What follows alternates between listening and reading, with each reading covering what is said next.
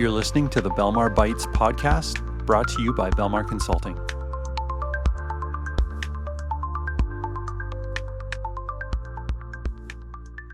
Hey, everybody, welcome back to the podcast. And for a second week in a row, I am joined by Tom Kadota. Tom, thanks for doing this. And last week, I guess, kicked off what we're calling week 2 of of the Belmar Summer Academy. This conversation today is week 3, and looking forward to talking this week about donor stewardship and really just the donor experience within Salesforce. And maybe just to recap the last couple of weeks that we've been on in terms of our Belmar Summer Academy. For week 1, we talked about Salesforce fundamentals. So you can check all this out on our socials. If you go to our website, belmarcloud.com, down in the bottom right corner of the site are links to all of our socials. And so week 1 of our Summer Academy was Salesforce fundamentals. So just unpacking some of the foundational concepts of what Salesforce is, how data is organized, and why you should care about it. And then last week was week 2. We covered data hygiene. So if you missed that and you want to learn really maybe not everything there is to know about data hygiene, but certainly kind of the 101 level course on data hygiene and how you can manage duplicate records and uh, data cleanup, data hygiene, data enrichment. Tom and I unpacked that topic last week, and that was captured in a podcast, so that'll be on our website. And then this week, we're going to cover donor stewardship. And then over the following weeks, we've got other awesome topics to cover. So be sure to check them out. But for this week, Tom, donor stewardship. So we work with countless number of charitable organizations in Canada, in the US. And these organizations, in many cases, are raising funds. They have donors that they need to manage. And they are doing that in Salesforce. And so why don't you just, I guess, introduce this idea of donor stewardship? What does that mean? And we can, from there, get into a discussion on how people can sort of think about that and improve how they're using Salesforce to better manage that donor experience. Yeah, for sure. I feel like, with the technology that's available these days, stewardship is so much more than just picking up the phone and giving a call to, your donors or prospects. And it's much more than just blasting monthly newsletters to thousands of people.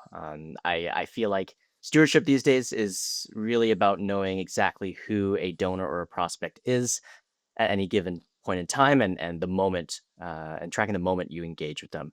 So, a big thing with stewardship, and a question that, clients often ask is how does my small fundraising team segment their lists in an effective way without spending hours in spreadsheets? And that's ideally what Salesforce alleviates.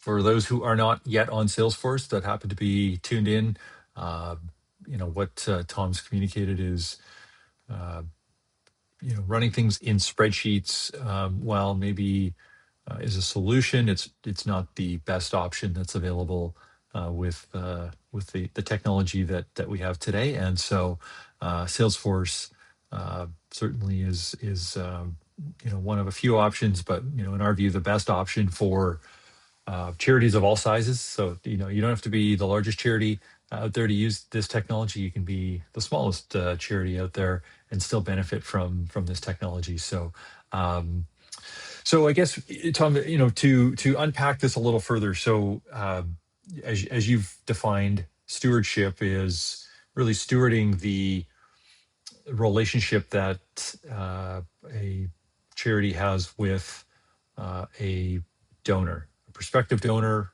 a current donor, a past donor.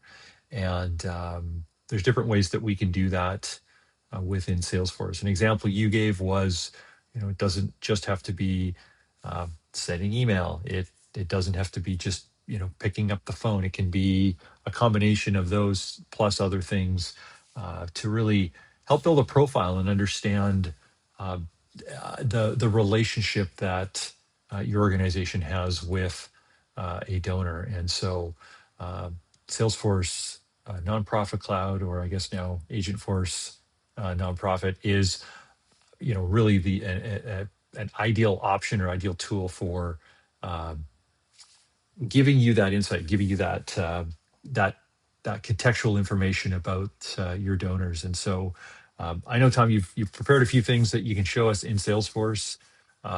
What maybe before you share your screen, just unpack a couple of the concepts that you want to show today. Yeah, for sure. I feel like, in other, CRMs or systems, it's a lot of gift officers are still pulling static lists and static segmentations of their donor data, which often results in like a CSV or Excel file, which is essentially outdated a couple of minutes after it's downloaded. In Agentforce for Nonprofit or Nonprofit Cloud, we use dynamic views that update data the minute it's modified, essentially, or a second that a gift comes in. And one way that is really effective in just out of the box reporting is creating these you know um, reports based on time. And one that's very common in a lot of our clients and nonprofits is either identifying lapsed donors for monthly giving, or identifying LIBUNT reports last year but not this year reports as well. And that's something that I can kind of go into. Well, if you're ready, let's do it. Let's jump in and take a look. And I guess just as we sort of prep for seeing what Tom's prepared, um, we have customers that are on different versions and different editions of Salesforce. So you've heard Agentforce Nonprofit, you've heard Nonprofit Cloud or NPC.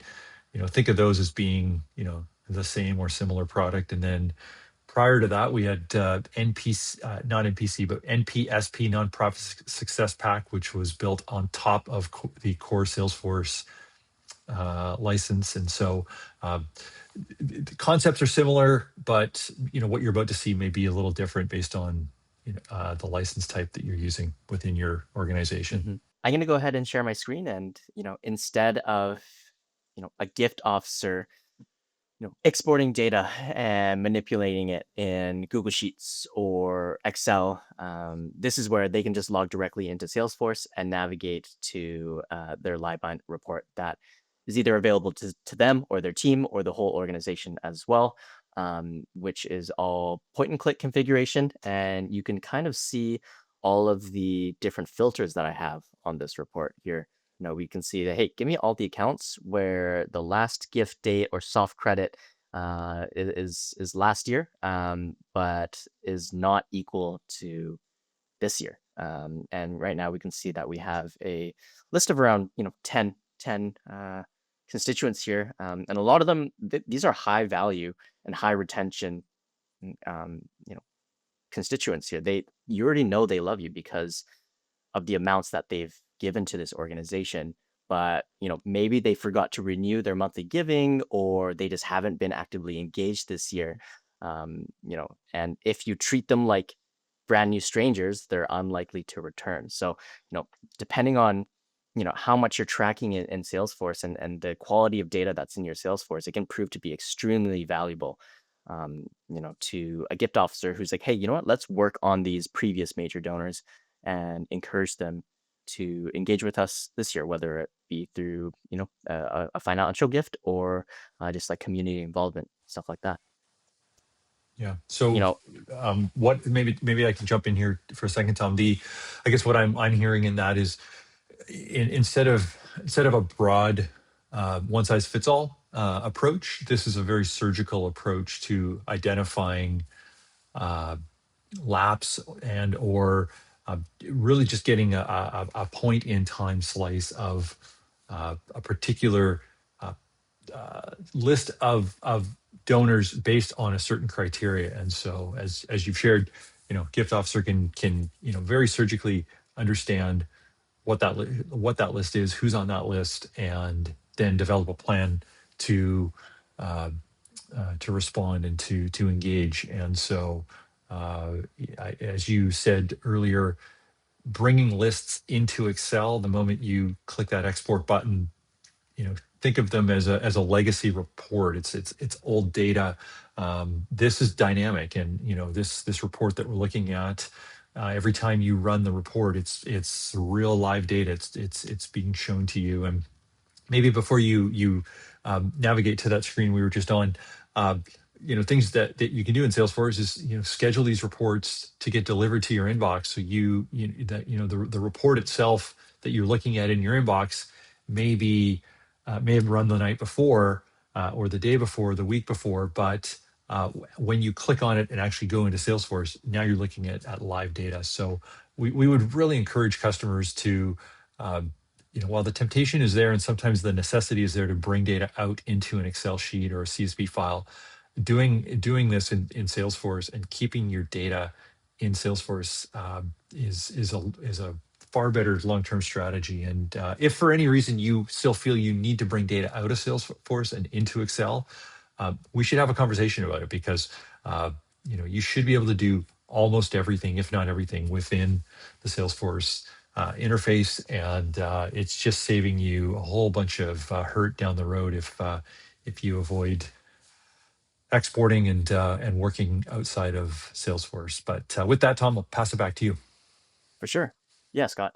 And what's also useful about keeping track of these dynamic lists and having a centralized kind of constituent view is, a lot of the time some organizations over the years go through some sort of staff turnover. And let's say, Jill's main relationship manager here at our organization perhaps left last year, and I need to revisit Jill's record to kind of get familiar with who they are, and their engagements with us. And no matter who owns this relationship, if someone's on leave or if they leave the organization, I could just navigate to this record, and all of that history of communication and activities is kept in Salesforce. For example, in this activity timeline here, I could see that back in May, they had a partnership lunch. They attended a spring event. I can go see email conversations from our previous users as well. And so I don't lose any of that context with this person, because perhaps I'm new to them, but they're not new to us, and that's what's really important.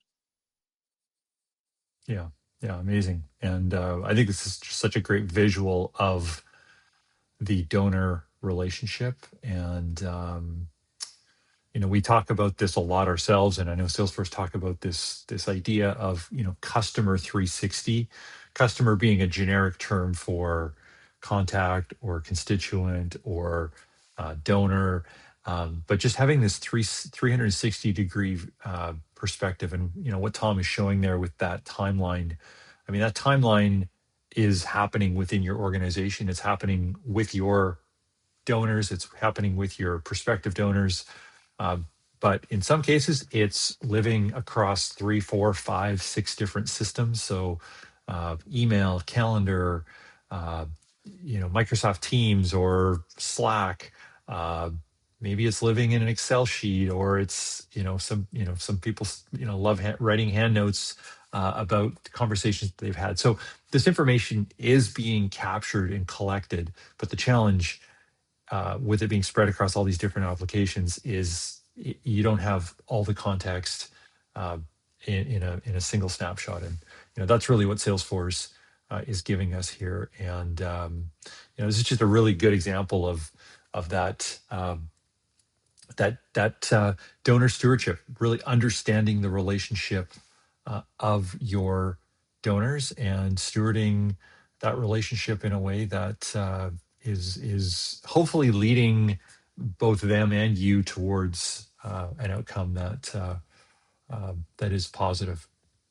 Yeah, 100%. And one example that how we use it, Scott, is, with our account executives on our sales team, making sure that any communications between us and the client, whether they're in a sales cycle or they're in an active project, is captured within our Salesforce. So if I ever need to catch back up and asking it, hey, who contacted this person last, I could just navigate in Salesforce and I can see that one of our consultants checked up on them the other day on like a hypercare contract, for example. And that's really the most easiest way that I can see to, essentially just gain visibility into where our customers are at. Yeah, that's a great example, and I mean we're drawing on examples from our own use of Salesforce. We're drawing on examples from our customers' use and how they use Salesforce, how they operate their organizations. Is each one is a little bit different, but conceptually the Salesforce provides you with that foundation to be able to bring all of these different data elements together and really make for being able to be, I guess, make good decisions, good business decisions, Mhm. with that are data driven. And so, yeah, that was a good example. I know in our own use of Salesforce, Tom, one of the features that we have, and it's called Salesforce do change their names. They're notorious for doing that. So it may be a different name within your org than it is in ours, but the functionality is such that when I send an email. Uh, and we use the Google stack, but this could be true if you use Microsoft or Google or other. You send an email to a contact in Salesforce. Uh, that email or Gmail in our case and Salesforce are integrated. So as that email is being sent over the Google platform, Salesforce becomes aware of that, and it brings that record, and brings it into focus on the contact that communication was sent for. And you gave us an example of that when looking at that donor record. And so uh, this is just around the stewardship and management of your relationships. There are just so many things that can be done with Salesforce that many of our customers just are not aware of. So this has been helpful, I guess, Tom, in terms of just understanding, like looking for gaps. I'll sort of put myself in the shoes of a fundraiser at an organization that maybe they're using Salesforce already, um, and they're wanting to identify donors that have lapsed or donors that just have maybe not given as much as they've given in the past. You gave us one example of how we can see that, but are there, like, what, I guess, how would you help sort of solve that problem that a fundraiser has, where they can see some of the data, but they're just they're not seeing sort of all, they're not aware of all that's possible, and how they can best manage that relationship within Salesforce. So I know I asked you a few things, so maybe to boil it down, like, what advice can you give uh, to a fundraiser who is wanting to really optimize sort of how they're using Salesforce? For sure. Yeah, I think the number one thing is getting a better understanding of what data you're capturing or identifying areas that where there's gaps. If there's data that you want to be capturing going forward, a really good relationship to have within your organization is with your Salesforce admin. But of course, if you are lacking a Salesforce admin or a database manager, that's where just sending an email to us, we can answer any questions or give some tips. But making sure that you're capturing the right data that you need, and making sure that all these gaps are filled, so that you're able to pull the right information at the right time is probably the most key thing. Because if you don't have an understanding or a grasp of what data you're actually collecting, then how are you really expected to pull the right insights from what's in your system? So Yeah, yeah. So hopefully, what we've talked about today, I guess, triggers some ideas. Perhaps some areas that you can begin thinking about how you can improve your data. In our previous episode from last week, where we talked about data hygiene. One of the, longer outlook ideas here was at the end of this 7-8 week Belmar Summer Academy, where you've navigated through all these different topics.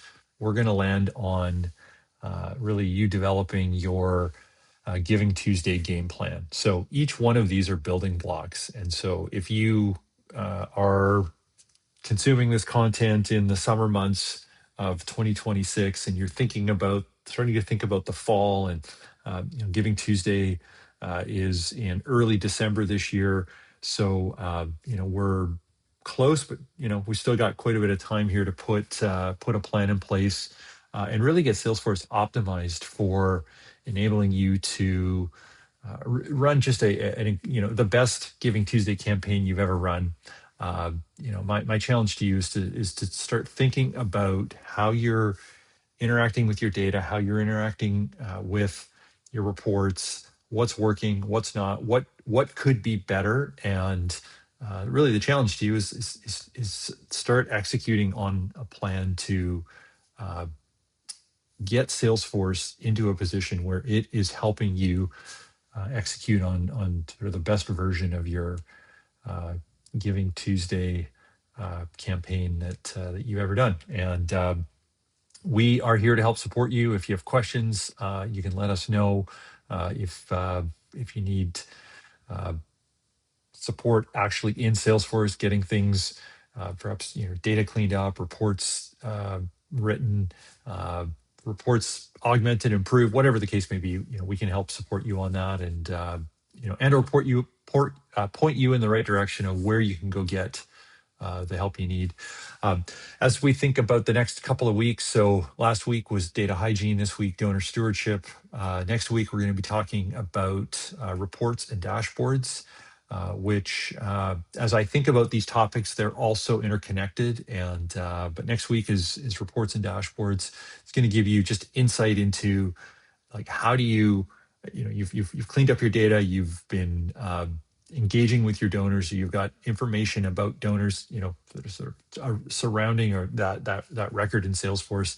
Now, how do you extract that knowledge in a greater capacity and do that right across your org? Well, next week's going to unlock some of those secrets, and so reporting dashboard will happen next week. The week after that, automation, and then we're going to have our final session on Agentforce and the AI capabilities that exist in Salesforce today. So be sure to check those out. And if you have any questions, you want to reach out to Tom, myself, or somebody else on our team, just hit up our website at belmarcloud.com, and all our contact details are there. You can find us through the website.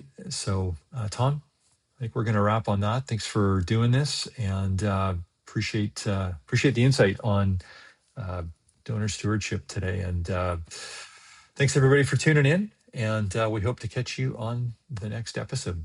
All right. See you next time. This has been another episode of Belmar Bytes, brought to you by Belmar Consulting. You can follow us on Apple, Spotify, YouTube, or on our website at belmarcloud.com.